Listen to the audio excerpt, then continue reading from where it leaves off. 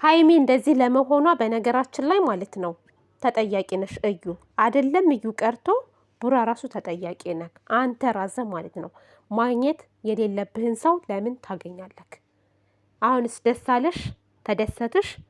ድሮም ይሄንን ነገር ይዘሽ የመጣሹ አርግዣለሁ ያልሹ ልጅቷ ተበሳይታ የሆነ ነገር እንድትሆን ነው አይደለ?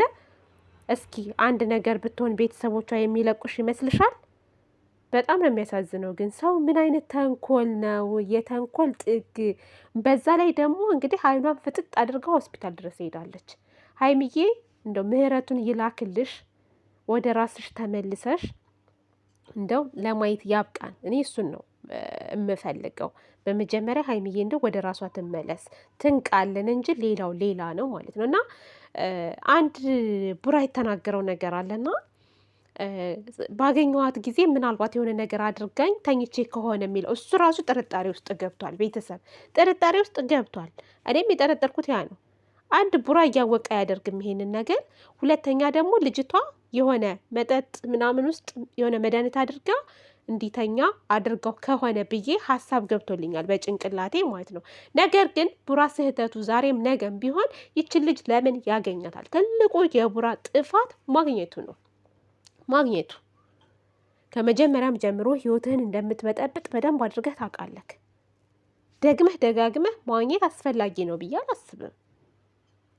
እና ማንም ሰው ከተጠያቂነት ወደ ኋላ ሊል አይገባም። ብቻ እሷ ትዳን፣ እሷ ወደ ራሷ ትመለስ። ዶክተሩም ተናግሯል። የሆነ ጩኸት ምናምን አትጩሁባት፣ ተረጋጉ፣ ትነቃለች ብሏል ማለት ነው። እንግዲህ እስካሁን አልነቃችም። ትናንትና ሆስፒታል የገባች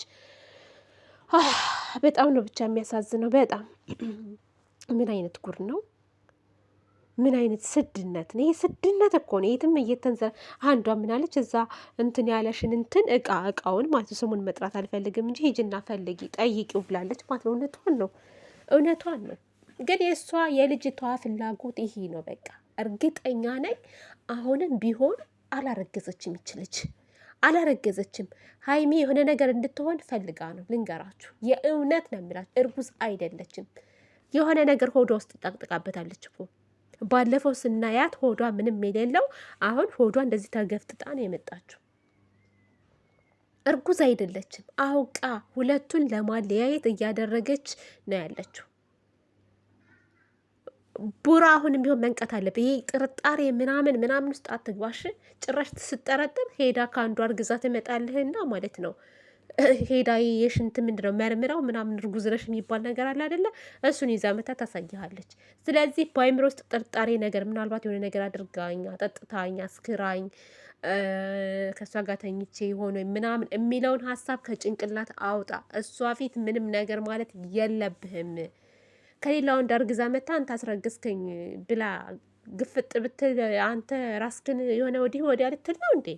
በፍጹም በፍጹም። እንዲህ መንቃት አለብህ። ሲቀጥል እኮ ይሄ መድኃኒት የጠጣ ሰው ማለት ነው፣ መድኃኒት አጠጥተው ባብረው እንዲተኙ የሚያደርጉ ሰዎች ሲነቁ ራሳቸውን የሚያገኙት እዛ ቦታ ላይ ነው እንጂ ሌላ ቦታ አያገኙትም። እዛ ወይ ሆቴል ውስጥ ነው ወይ አልጋ ላይ ነው ወይ ምናምን ላይ ነው። እና ያንን ደግሞ አንተ እንትን ማለት አለብህ በጭንቅላት የት ነበርኩ የሚለውን ነገር።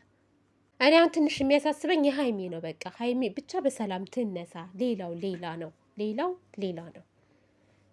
ስለዚህ ይች ልጅ ደግሞ ማየት የለባትም ስትነቃ ራሱ እዛ እየተንኳተታችሁ ይዛችኋት አትሄዱ። በቃ አታስወጧትም፣ በር አዘጉባትም። ምን ትሰራለች? እንደዚህ እንድትሆን እኮ ያደረገቻት እሷ ናት አይደለ እንዴ? ሲቀጥል ለራስሽ ክብር ይኑርሽ፣ ክብር ይኑርሽ ለራስሽ። ቤተሰብ ራሱ ምን ይለኛል ከትዳር ውጪ ባረግዝ የሆነ ነገር ብል እንዴ? ነውር እኮ ነው፣ በጣም ነውር ነው። እንደ ጥሩ ነገር ነው እንዴ እናንተ የምታዩት? ይሄ እርግዝናን ሽማግሌ ተልኮ ቤተሰብ ፈቅዶ ምናምን ነው ሴት ልጅ ማርገዝ ያለባት በክብር። በቃ አሁን ላይ እንደው ግጥጥ ብላችሁ ፍጥጥ ብላችሁ አረገዝኩ፣ ተኝቻለሁ፣ ሄጃለሁ፣ ወርጃለሁ፣ በቃ ይሄ ነው ስራችሁ። ምን አይነት ፈጣጣነት ነው? ስለዚህ ስርዓት ይኑርሽ በእናትሽ። ሮድዛ በጣም ነው የሚያስጠላው። በጣም ይደብራል እውነት። እኔ ሚፍታህ ከቻልክ የሆነት እንደው በቻልከው መጠን አሁን ሀይሚዬ ብትነቃ ራሱ ቡራን ማየት ራሱ የምትፈልግ አይመስለኝም። ምክንያቱም ያ ጭንቅላቷ ውስጥ ያለው መጥፎ ነገር የሰማችው ነገር መልሶ ሊያሳምማት ይችላል። እና እንደው በነቃይ ሰዓት ራሱ ከስሯ መገኘት ያለብህ አንተ ነክ ሚፍታህ እስከምትረጋጋ ድረስ ማለት ነው እንጂ ያችንም ሽኮኮ ማየት የለባትም። ቡራ ራሱ ወደ ጎን መሆን አለብክ። እሷ ታውቃለች አንተን ምን ያክል እንደምታምነክ ምናምን። ግን ትልቅ ስህተት ሰርተሃል ቡራ። ይችን ልጅ ማግኘት አልነበረብክም። እኔ እንዴት አድርጌ ላስረዳ? ወይ እንዴት አድርጌ ልንገር? ገረ እንደው ባካችሁ እንደው ንገሩት። እንደ ይሄንን ልጅ እንደው በየዋህነት ማንም እየመጣ አይጫወትበት። ይሄ እኮ ነው ችግሩ። በጣም ነው የሚደብረው፣ ያስጠላል። ስንት ነገር እያሰበሱ እንደገና የእሱን ህይወት ለመበጥበጥ እዚህ ጋር ታዳክራለች ይቺ መቃጠል። እና ሀይሚዬ እንግዲህ ምንም ማድረግ አይቻልም። ጠንከር ብለሽ ስትነቂ፣ ጠንከር ብለሽ ነገሮችን ለማጣራት መሞከር አለብሽ።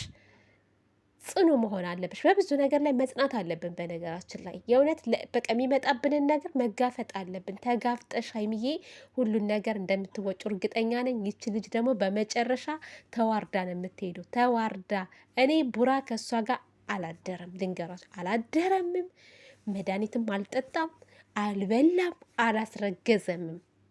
ልጅቷ ሆነኝ ብላ ያመጣችው ሴራ ነው። በቃ 4 ነጥብ ያመጣችው ሴራ ነው። ሌላ ምንም አይደለም። እራስክን አትጠራጠር። አንተ ደግሞ አትጠራጠር። ጭራሽ ስትጠራጠርላት ከአንዱ አርግዛልህ ትመጣለች። 9 ወር እስከሚሞላ ህይወትህ ምስቅልቅልቅልቅልቅልቅል ነው የሚወጣው። ለካ 6 ወሩ ነው ብላለች። 6 ወሩ ነው ብላለች እኮ ከመጣ ከ6 ወር በፊት መጥቶ ነበር። ከዛ በኋላም በመሀል እንገናኝ ነበር ብላለች። ስለዚህ ሲቆጠር ልጁ የአንድ 5 ወር ልጅ ነው ማለት ነው። እስኪ ቆይ እንቁጠረው።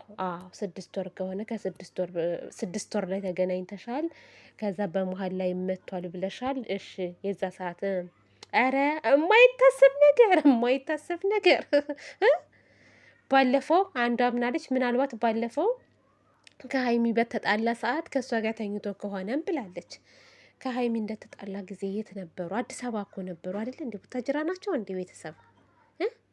ኧረ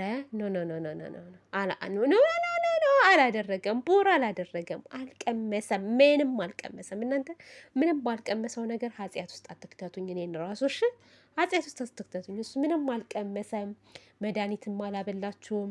ይቺ ልጅ ሆነኝ ብላ ጨርቅ ጠቅጥቃ ነው የመጣችሁ። እንትኗ ይጠቅጠቅና አቤት በስመ አብ ወወልድ ወመንፈስ ቅዱስ አሐዱ አምላክ። እንደው አንዳንድ መጥፎ ሰዎች እንደው መጥፎ እንድንናገር ያደርጉናል። የእውነት ዝርክርክ ሴቶች ማለት ነው። እንደው ጨዋ ሴቶችን ያሰድባሉ። አንቺም አሁን ከኛ እኩል ልትቆጠሪ ሀይሚን አታያትም እንዴ? ባብራ እንኳስ እየኖረች ባብሬ አላድርም የምትል ጨዋ ጀግና ሴት